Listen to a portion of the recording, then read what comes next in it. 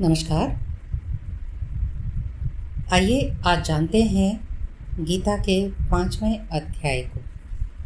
अर्जुन बोले, हे कृष्ण, आप कर्मों के संन्यास की और फिर कर्म योग की प्रशंसा करते हैं, इसलिए इन दोनों में जो एक मेरे लिए भली भांति निश्चित कल्याणकारक साधन हो उसको कहिए।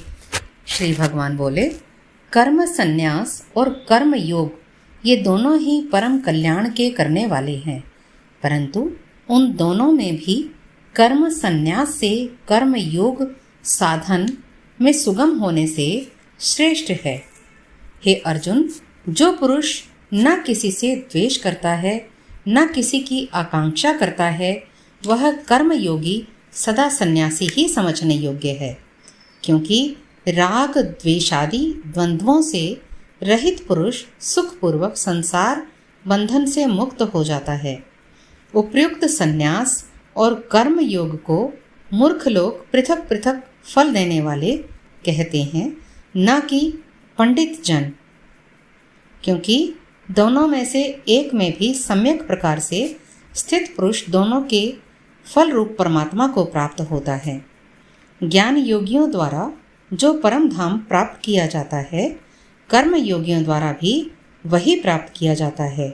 इसलिए जो पुरुष ज्ञान योग और कर्म योग को फल रूप में एक देखता है, वही यथार्थ देखता है। परंतु हे अर्जुन, कर्म योग के बिना संन्यास अर्थात मन, इंद्रिय और शरीर द्वारा होने वाले संपूर्ण कर्मों में कर्तापन का त्याग प्राप्त होना कठिन है, और भगवत स्वरूप को मनन करने वाला कर्म योगी पर ब्रह्म परमात्मा को शीघ्र ही प्राप्त हो जाता है। जिसका मन अपने वश में है, जो जितेंद्रिय एवं विशुद्ध अंतःकरण वाला है, और संपूर्ण प्राणियों का आत्म रूप परमात्मा ही जिसका आत्मा है, ऐसा कर्म योगी कर्म करता हुआ भी लिप्त नहीं होता है। तत्व को जानने वाला सांख्य योगी तो देखता हुआ, सुनता हुआ, स्पर्श करता हुआ, सूंघता हुआ, भोजन करता हुआ, गमन करता हुआ, सोता हुआ, श्वास लेता हुआ, बोलता हुआ, त्यागता हुआ, ग्रहण करता हुआ और आँखों को खोलता है, मूंदता हुआ भी सब इंद्रियां अपने अपने अर्थों में बरत रही हैं। इस प्रकार समझकर निसंदेह ऐसा माने कि मैं कुछ भी नहीं करता हूँ। जो पुरुष सब कर्मों को परमात्मा में अर्पण करके और आसक्ति को त्याग कर कर्म करता है, वह पुरुष जल से कमल के पत्ते की भांति पाप से लिप्त नहीं होता। कर्म योगी ममत्व बुद्धि रहित केवल इंद्रिय, मन, बुद्धि और शरीर द्वारा भी आसक्ति को त्याग कर अंतःकरण को शुद्धि के लिए कर्म करते हैं। कर्म योगी कर्मों के फल का त्याग करके भगवत प्राप्ति रूप शांति को प्राप्त होता है, और सकाम पुरुष कामना की प्रेरणा से फल में आसक्त होकर बंधता है।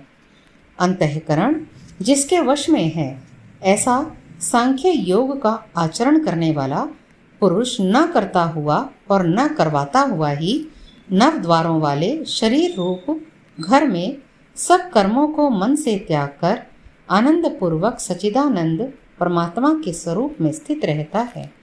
परमेश्वर मनुष्यों के न तो कर्तापन की, न कर्मों की, न कर्म फल के संयोग की ही रचना करते हैं, किंतु स्वभाव ही बरत रहा है। सर्वव्यापी परमेश्वर भी न किसी के पाप कर्म को न किसी के शुभ कर्म को ग्रहण करता है, किंतु अज्ञान के द्वारा ज्ञान ढका हुआ है, उसी से सब अज्ञानी मनुष्य मोहित हो रहे हैं। परंतु जिनका वह अज्ञान परमात्मा के तत्व ज्ञान द्वारा नष्ट कर दिया गया है, उनका वह ज्ञान सूर्य के सदृश उस सच्चिदानंदन परमात्मा को प्रकाशित कर देता है।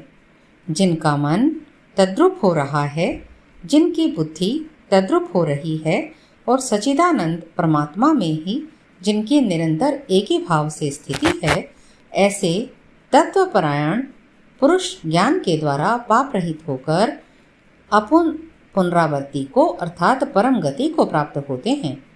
वे ज्ञानी जन विद्या और विनय युक्त ब्राह्मण में तथा गौ, हाथी, कुत्ते, चंडाल में भी समदर्शी ही होते हैं।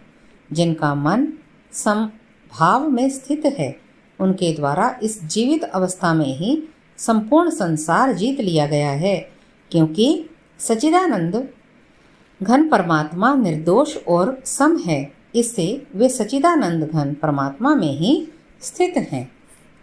जो पुरुष प्रिय को प्राप्त होकर हर्षित नहीं और अप्रिय को प्राप्त होकर उद्विग्न न हो, वह स्थिर बुद्धि, संशय रहित ब्रह्मवेता पुरुष सच्चिदानंद घन पर ब्रह्म परमात्मा में एक ही भाव से नित्य स्थित है।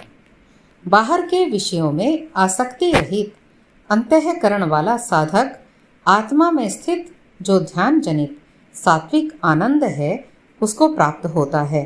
तदनंतर वह सच्चिदानंद घन पर ब्रह्म परमात्मा के ध्यान रूप योग में अभिन्न भाव से स्थित पुरुष अक्षय आनंद का अनुभव करता है।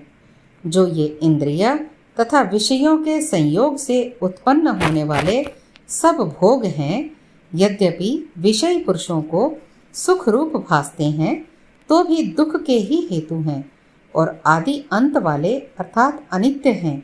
इसलिए हे अर्जुन, बुद्धिमान विवेकी पुरुष उनमें नहीं रमता। जो साधक इस मनुष्य शरीर में शरीर का नाश होने से पहले पहले ही काम क्रोध से उत्पन्न होने वाले वेग को सहन करने में समर्थ हो जाता है, वही पुरुष योगी है और वही सुखी है। जो पुरुष अंतरात्मा में ही सुख वाला है, आत्मा में ही रमण करने वाला है तथा जो आत्मा में ही ज्ञान वाला है, वह सच्चिदानंद घन परब्रह्म परमात्मा के साथ एक ही भाव को प्राप्त सांख्य योगी शांत ब्रह्म को प्राप्त होता है। जिनके सब पाप नष्ट हो गए हैं, जिनके सब संशय ज्ञान के द्वारा निवृत्त हो गए हैं, जो संपूर्ण प्राणियों के हित में रत हैं और जिनका जीता हुआ मन निश्चल भाव से परमात्मा में स्थित है, वे ब्रह्मवेत्ता पुरुष शांत ब्रह्म को प्राप्त होते हैं। काम क्रोध से रहित जीते हुए चित्त वाले पर ब्रह्म परमात्मा का साक्षात्कार किए हुए ज्ञानी पुरुषों के लिए सब ओर से शांत पर ब्रह्म परमात्मा ही परिपूर्ण है। बाहर के विषय भोगों को न चिंतन करता हुआ बाहर ही निकालकर और नेत्रों की दृष्टि को भ्रिकुटी के बीच में स्थित करके तथा नासिका में विचरने वाले प्राण और अपान वायु को सम करके जिसकी इंद्रियां, मन और बुद्धि जीती हुई हैं, ऐसा जो मोक्ष परायण मुनि इच्छा, भय और क्रोध से रहित हो गया है, वह सदा मुक्त ही है। मेरा भक्त मुझको सब यज्ञ और तपों का भोगने वाला, संपूर्ण लोकों के ईश्वरों का भी ईश्वर तथा संपूर्ण भूत प्राणियों का सुहृद अर्थात स्वार्थ रहित दयालु और प्रेमी, ऐसा तत्व से जानकर शांति